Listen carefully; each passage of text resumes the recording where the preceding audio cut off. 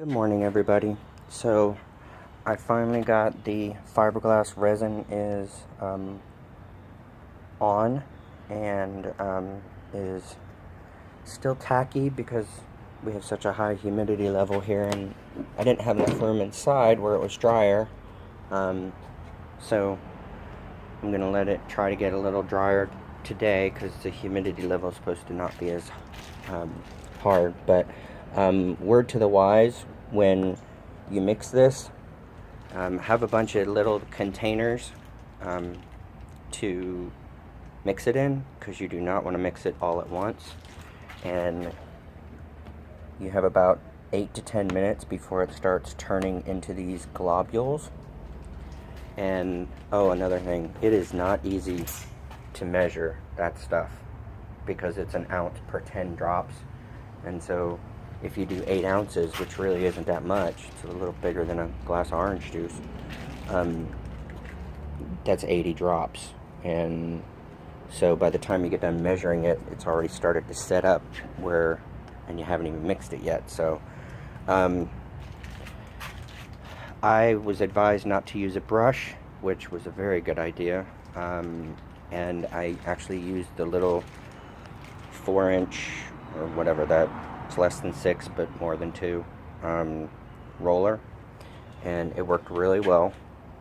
Unfortunately, it started setting up quickly and little pieces started coming loose and these little balls started making. And also I got some in my hair, which that's really, I had to rip it out by the roots because it doesn't come out. So anyway, that being said, so before I got these all tightened down, as you can see, it's a lot shinier than it was before, and by the time I'm ready to use it, it will be nice and sealed. But I wanted to show you that I beveled, I hope that's the right word, I beveled these down to try to reduce wood splitting. And how I did that was just a little, it's round with, well, actually, hold on. Okay, so this is actually like a stone grinder, and actually got it at Harbor Freight for like, no, actually I got this at that other place. It's a little bit more expensive than Harbor Freight. No, I did get this at Harbor Freight. Anyway, so it was like $1. And this is the shape of it. It's actually a little rounder, but there's some wood buildup on there and some fiberglass buildup. But literally what I did was I low setting and kind of did this. Not too hard because too hard splits it. I actually did this before the fiberglass, because that could have cracked it, yeah. So that, and just kind of lightly until you get it. If you push too hard, you will go through and can actually make it worse. But so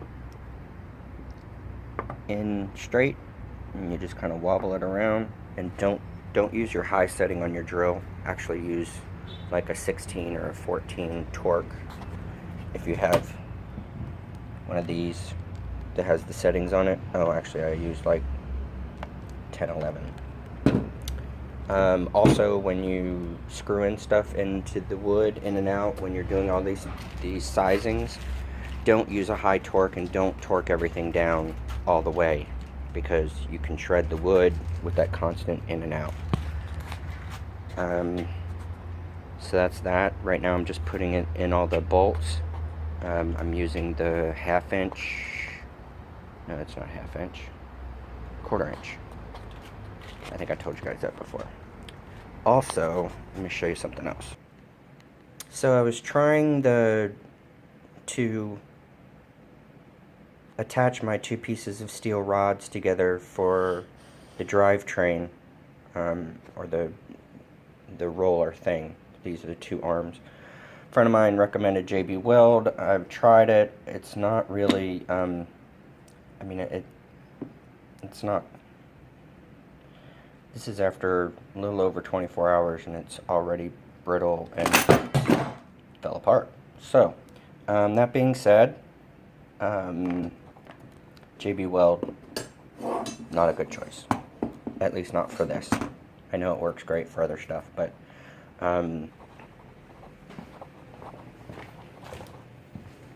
So we're gonna have to figure out something else for the drivetrain and see if there's another way that I can find a coupling or something. All the couplings I found were copper, and copper, I don't know about the torque value of copper. I think it's not going to work too well, but the welding is, I found somebody who would weld them, but of course welding is not cheap, and even though it's just 2 pieces. So that being said, hold on one second. So for those of you who didn't watch the other video, this is what I used. Bondo. And this is it's made by 3M. Love 3M products. They make everything. So that's that. Next step's going to be finishing putting these on, and then putting the support washers and nuts on the back, torquing them down lightly, because remember, we're going to be holding up the cellulose center 4-inch ones, which are super light, and we don't need it to hold 85,000 pounds, and there won't be any water running through it because the water's going to go up and down. So I've been toying with the idea of, instead of using that flexible stuff for the throat to hold the basket, I'm actually thinking of using 3-inch PVC, since I have so much of it. But we'll see. Also, once I get everything together, I'm going to drill the cotter pin thingy that we're going to put through here. I don't know if I'm actually going to use a cotter pin or just a small bolt and nut. We'll see. So, and just in case you don't know what these are, or you didn't watch the other video, these are actually drains for showers. So you put that down, and then you put the little metal thing in the middle. Here's the barcode from Home Depot. They're actually much cheaper than the other ones that I was going to get, but it's also higher grade because it has to bear weight, because people will stand on them, stuff like that. So put the 4-inch right over there. Voulez. So there you have it. See you guys next time. Remember, emotions are gifts you give yourself, and nobody can give them or take them away from you. And thank you for joining me on a wonderful Florida morning before it becomes ever so hot.